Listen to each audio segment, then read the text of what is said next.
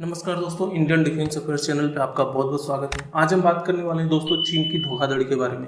दोस्तों चीन ने एलएसी पर 8 नए सैन्य अड्डे और कई सारे एयरबेस बनाए हैं और उन एयरबेस पे मिसाइलों को तैनात कर दिया है। हम इन पॉइंट के बारे में बात करेंगे दोस्तों कि कहाँ कहाँ उसने एयरबेस बनाए हैं और कहाँ कहाँ मिसाइलों को तैनात किया और कौन सी मिसाइलों को तैनात किया है। दोस्तों उसने हॉट स्प्रिंग, जोजिला, चांगला ऐसे 3-4 जगह हैं जहाँ पे उसने 8 नए सैन्य अड्डे बनाए हैं और यहाँ पे बगल में उसने 3 से 4 जो है एयरबेस बनाए हैं और इन एयरबेस पे अपने जो S-400 मिसाइल है उसको तैनात कर दिया है। S-400 मिसाइल के बारे में आप जानते हैं दोस्तों कि ये रूस से उसको मिला था और ये एयर डिफेंस सिस्टम है जो हवा में ही मिसाइलों को मार गिराता है।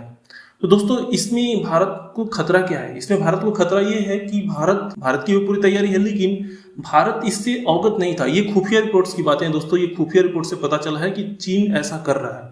8 नए सैन्य अड्डे बनाने का मतलब है कि वो अलग जगह पर भारत की घेराबंदी करने की कोशिश कर रहा है। पहले से ही भारत गलवान घाटी में मौजूद है और वहां पे वो उनका प्रतिकार कर रहा है, लेकिन और भी कई जगह है जैसे हॉट स्प्रिंग है, तो यहाँ पे सैनिकों को भारत को लगाना होगा। तो अलग अलग जगह से वो भारत को काउंटर करने की कोशिश कर रहा है और घेरने की कोशिश कर रहा है। सबसे बड़ी जो बात यह दोस्तों कि उसने S-400 के 2 सिस्टम्स लगा रखे हैं 2 जगहों पे, जिससे वो भारत को मिसाइलों को मार के गिरा सके। और उसने बहुत सारे तोप्स भी लगा रखे हैं आप जानते हैं दोस्तों, और करीब 50,000 सैनिकों को वहां पे लगा दिया है।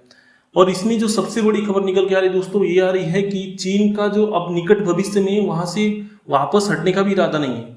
और ऐसा क्यों है दोस्तों, इसके बारे में बताता हूं। क्योंकि चीन पहले ही डोकलाम में हार चुका है और उसकी वैश्विक बेइज्जती हुई थी भारत के साथ, क्योंकि भारत ने उसको डोकलाम से पीछे हटा दिया था, जिससे विश्व में उसकी बहुत ही भारी बेइज्जती हुई थी।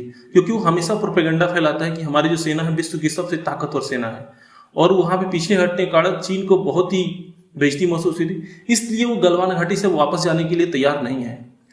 तो इसलिए भारत ने भी इसके लिए पूरी तैयारी कर ली दोस्तों। भारत ने भी वहां पे होतजर तोप है उसको लगा रखा है और भी सारे जो मिसाइल डिफेंस सिस्टम उसको लगा रखा है, और हमें इस साल के अंत में S-400 भी मिलने वाला है, उसको भी वहां पे तैनात किया जाएगा।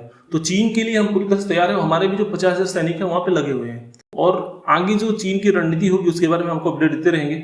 आगे जो दूसरी खबर आ रही है, चीन को बहुत ही बड़ा झटका लगा है सऊदी अरब से दोस्तों। यूनाइटेड अरब अमीरात ने चीन को बड़ा झटका दिया है और अमेरिका भी वहां पे उसको तगड़ा झटका लगा है। भारत जो था दोस्तों, वहां पे व्यापारिक जो साझेदारी थी, वहां पे भारत इस समय 3रे नंबर पे था, लेकिन अमेरिका को पीछे छोड़ते हुए भारत वहां पे 2रे नंबर पे आ चुका है और चीन अभी भी पहले नंबर बना हुआ है। लेकिन भारत की जो व्यापारिक साझेदारी की जो दर है, जितना माल भारत यहाँ से यूनाइटेड अरब अमीरात को बेच रहा है, उसकी दर है वो चीन से दुगुनी है।